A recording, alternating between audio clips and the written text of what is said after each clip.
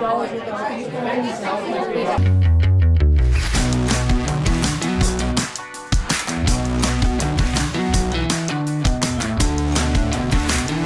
welcome to Cwic Show. My name is Greg Mattson, and I am your host.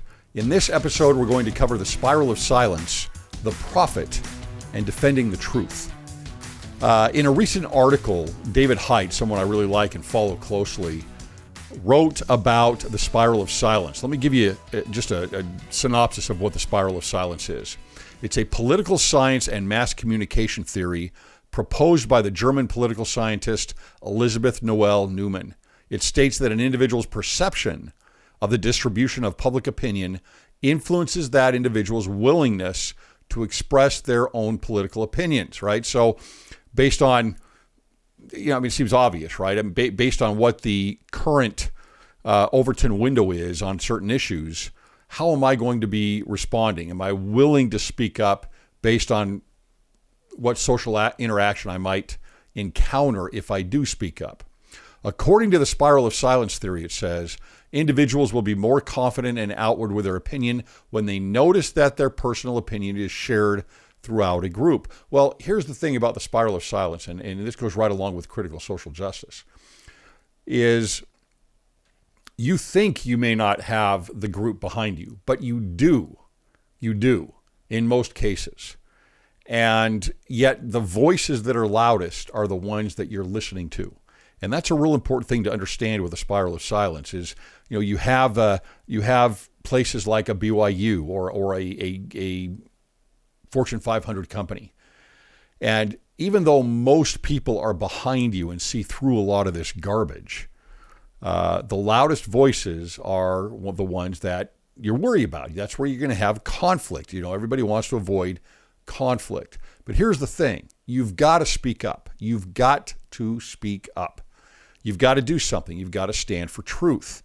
And this is one of the things that I try to get people to do and to understand. Yes, I want the tools in your hands. I want you to understand what is going on. But at the same time, even if you don't, just open your mouth. Say something when something doesn't seem right.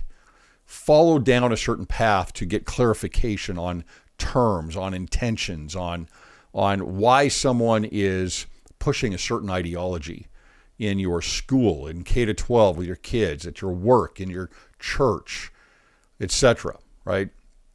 And the other thing I want to bring up on this with the spiral of silence is it's not just in the LDS culture, in the Latter-day Saint culture, there's a spiral of silence that goes beyond this. And this is very concerning to me. This has to do kind of with the culture of niceness, which is not a good value, I don't believe. Kindness is, niceness is not.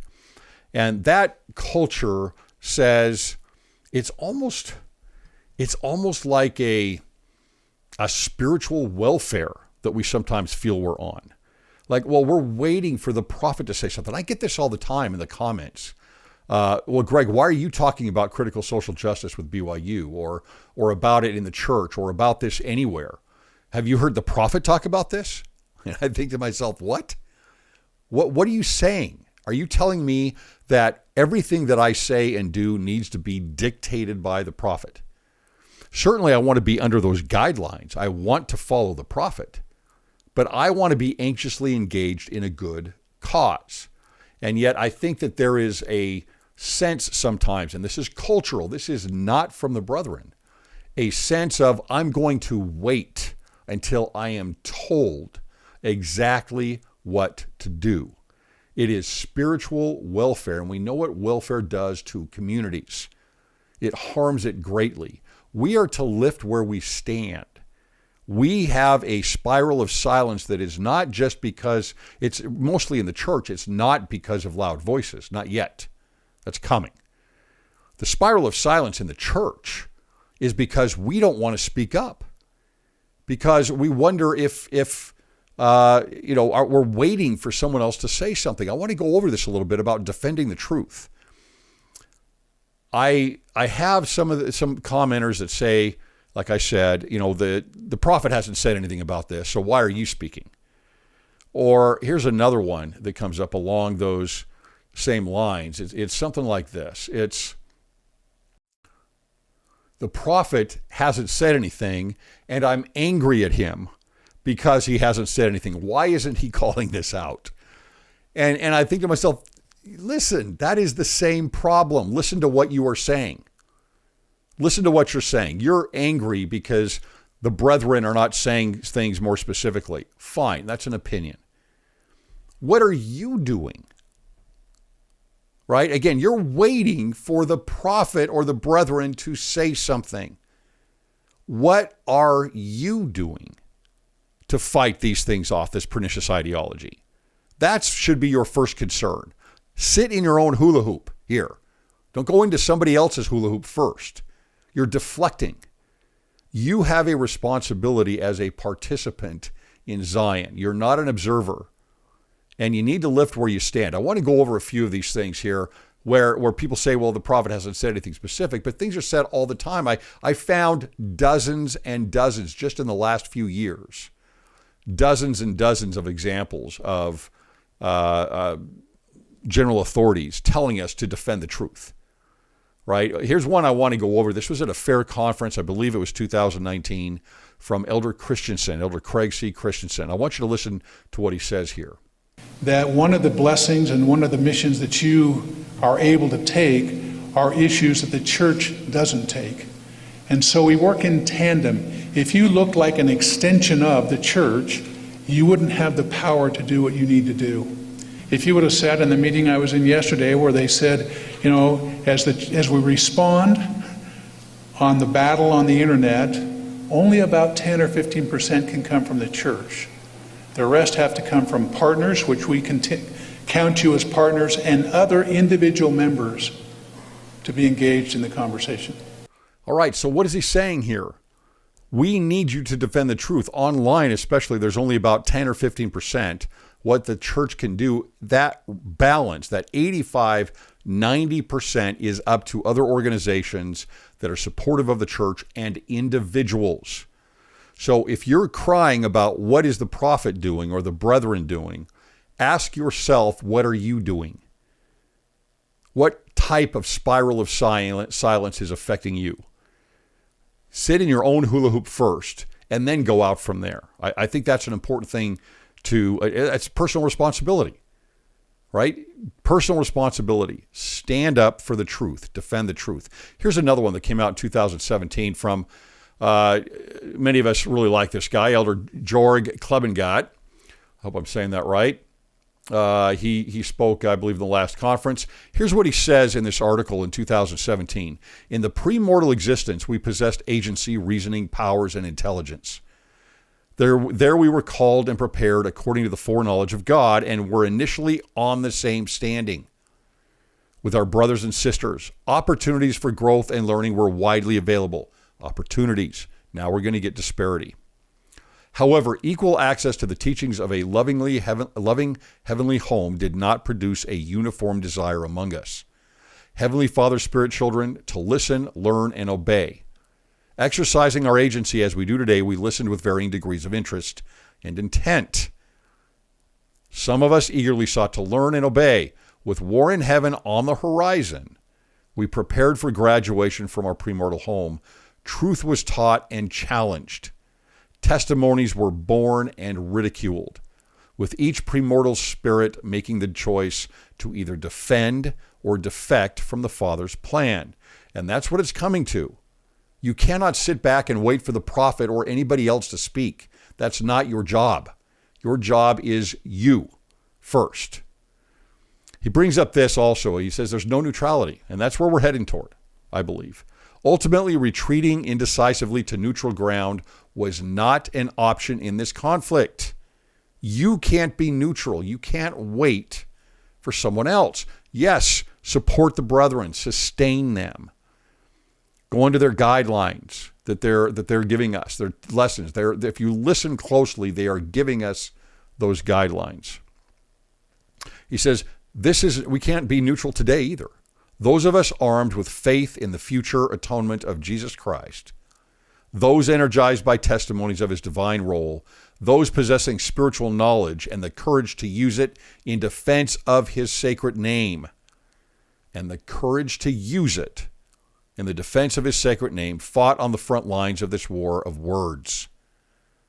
John taught that those valiant spirits and others have overcome Lucifer by the blood of the Lamb and by the word of their testimony.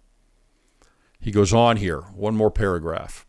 A conflict for the minds, hearts, and souls of our Father's children still rages today in anticipation of the second coming of Jesus Christ.